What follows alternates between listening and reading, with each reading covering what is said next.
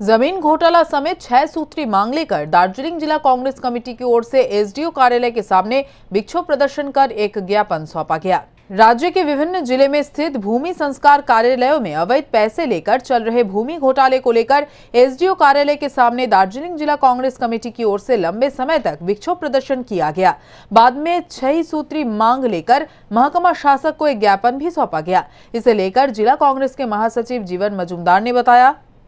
कांग्रेस আমলে একটা সময় ইউপিএ গভর্নমেন্ট আমলে আদিবাসীদের জমি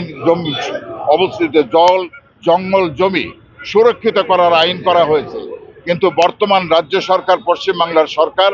সমস্ত কিছু অবমাননা করে সেই সমস্ত আইনকে পদদলিত করে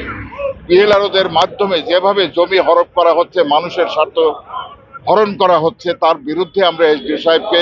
ডেপুটেশন দিচ্ছি যে অবিলম্বে বিএলআরও অফিসের বিরুদ্ধে ব্যবস্থা করা হোক, মানুষের জমিকে সঠিকভাবে মানুষের কাছে ফিরিয়ে দেওয়া হোক, আদিবাসীদের জমি যাতে দখল করা না হয়, বিক্রি করতে না পারে, জমির চরিত্র বদল করতে না পারে, ল্যান্ড মাফিয়ারা বিএলআরও অফিসের মাধ্যমে জমির দখলদারি করতে না পারে